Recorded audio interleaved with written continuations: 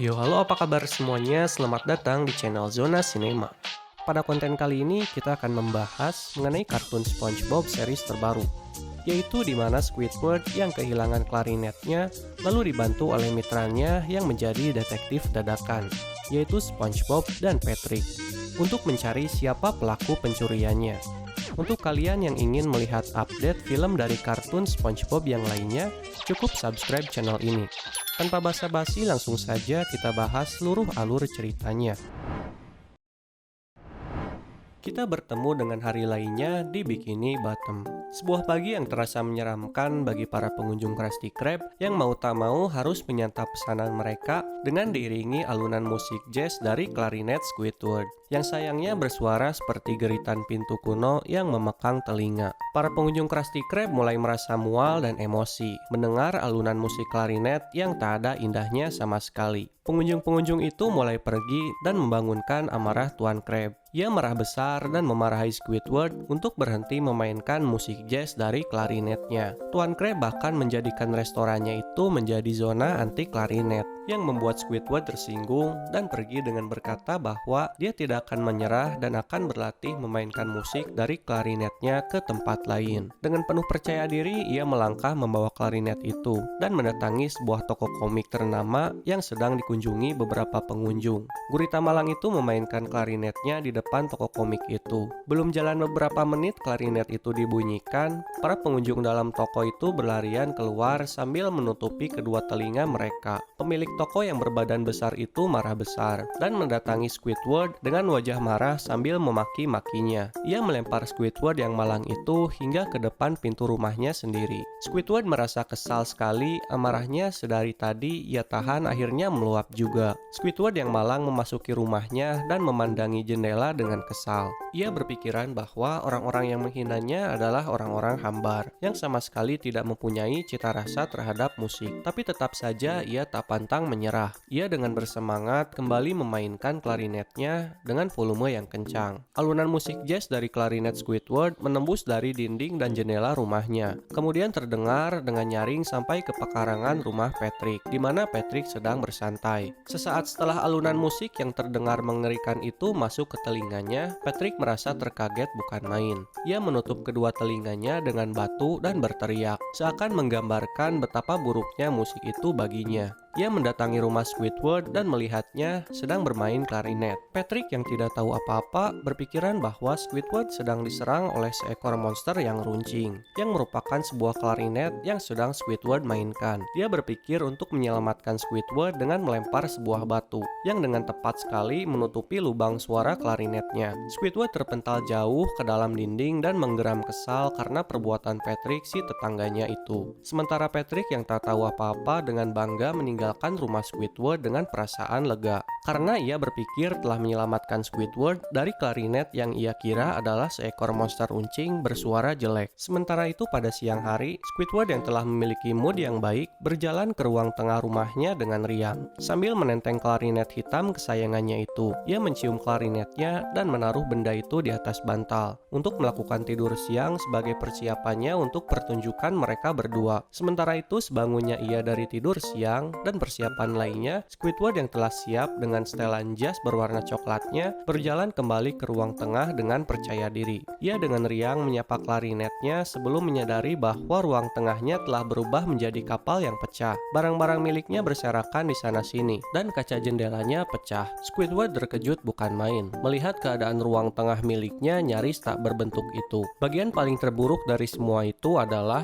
klarinet kesayangannya menghilang. Klarinet itu menghilang tanpa meninggalkan jejak. Satu-satunya yang tersisa hanyalah bantal tidur sang klarinet yang membekas. Squidward berteriak histeris saat melihat klarinetnya itu hilang tanpa jejak. Seluruh dunia lalu menjadi abu-abu. Squidward merasa dirinya mati rasa dan impiannya hancur berkeping-keping. Ruang tamunya tidak lagi dipenuhi oleh harapan dari mimpinya, yang kini ia anggap hancur. Tanpa klarinet itu, dunianya menjadi semu dan tidak berwarna. Dengan perasaan tak karuan, Squidward berjalan mendekati jendela, telinganya menangkap menangkap suara senandung riang SpongeBob dari bawah sana yang sedang bermain-main dengan rintik hujan. Sekujur tubuh SpongeBob basah dan spons itu tampak asik sendiri. Squidward bersembunyi di balik dinding rumahnya dan dalam hatinya bergumam bahwa SpongeBob lah tersangka utamanya. Squidward memicingkan matanya sinis dan mulai menyebutkan alasan-alasan mengapa SpongeBob layak menjadi tersangka atas hilangnya klarinet kesayangannya dengan misterius, sekaligus hancurnya kerapihan ruang tengah dari rumah yang ia tempati. Alasan yang kuat bagi gurita malang itu adalah karena dalam hal membayar tagihan, ia selalu mendapat bagian 20%.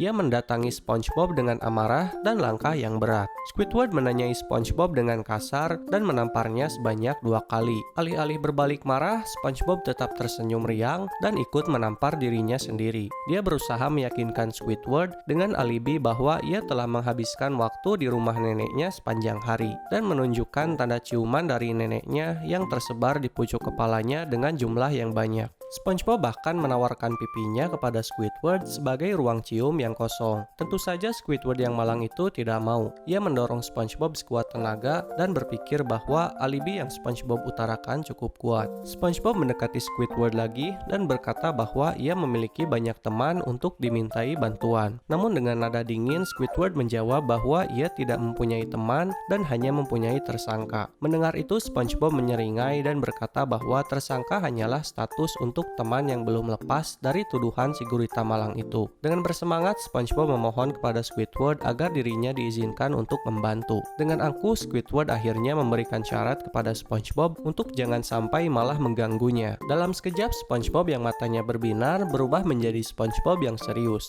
yang menggunakan setelan jas dan sebuah koin di tangan untuk pelengkap fashionnya sebagai mitra Squidward. Squidward mengendarai mobil dengan SpongeBob sebagai mitranya. Mereka menyusuri jalanan untuk bersiap untuk mendatangi tersangka selanjutnya, yang tak lain adalah Tuan Krab. Mereka mendatangi Krusty Krab dan menginterogasi kepiting tua itu di kantornya. Squidward yang tak bisa berlama-lama dalam basa-basi akhirnya menyuarakan tuduhannya kepada Tuan Krab. Tuan Krab yang sudah merasa kesal pun memberikan alibi bahwa ia sedari tadi hanya berdiam diri di kursi kantornya. Tuan Krab bahkan menunjukkan bekas duduknya yang membentuk dan masih hangat tercetak jelas di kursi kerjanya. Mereka meninggalkan Krusty Krab dengan perasaan tidak puas dan bertujuan untuk pergi ke toko komik yang sempat Squidward kunjungi sebelumnya.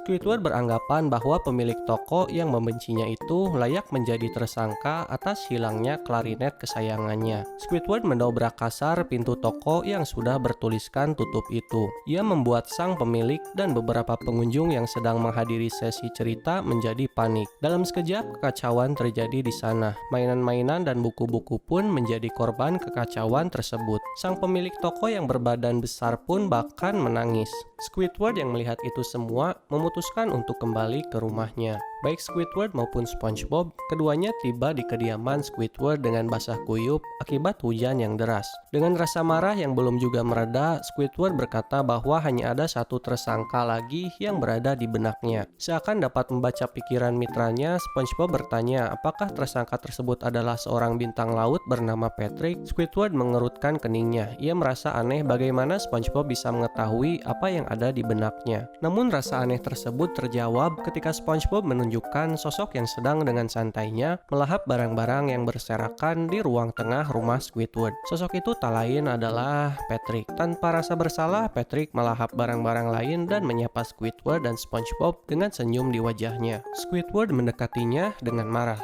Dengan suara tinggi ia bertanya di mana klarinetnya berada, tetapi Patrick bersikeras bahwa ia tidak melakukan apapun dan sibuk memakan jeli ubur-ubur asli yang melumuri barang-barang Squidward. SpongeBob yang mendengar hal itu menganalisisnya dan menyarankan Squidward untuk mendatangi ladang ubur-ubur. Mereka mengendarai mobilnya dengan cepat menuju ladang ubur-ubur besar yang memiliki sebuah gedung kecil. Squidward yang dapat merasakan kehadiran klarinetnya itu berlari dengan semangat ke arah gedung kecil berbentuk mirip kerucut itu, dan akhirnya ia menemukan klarinetnya di sana. Dunia Squidward yang abu-abu tanpa warna kembali menyala dengan warna-warni indahnya. Squidward memeluk klarinetnya tersebut dengan haru. Tak disangka-sangka ternyata para kawanan ubur-uburlah yang mencuri klarinetnya. Ternyata para ubur-ubur menyukai alunan klarinet Squidward yang dibenci oleh orang-orang di Bikini Bottom. Maka dari itu malam itu juga Squidward menampilkan penampilan cemerlangnya dengan sang klarinet di dalam gedung yang dipenuhi oleh para ubur-ubur yang datang dari berbagai tempat. SpongeBob yang merupakan mantan mitranya pun ikut menghadiri acara itu,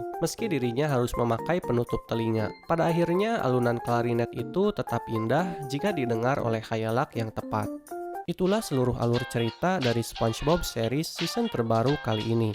Terima kasih telah menonton channel ini dan sampai jumpa di updatean film kartun SpongeBob yang lainnya.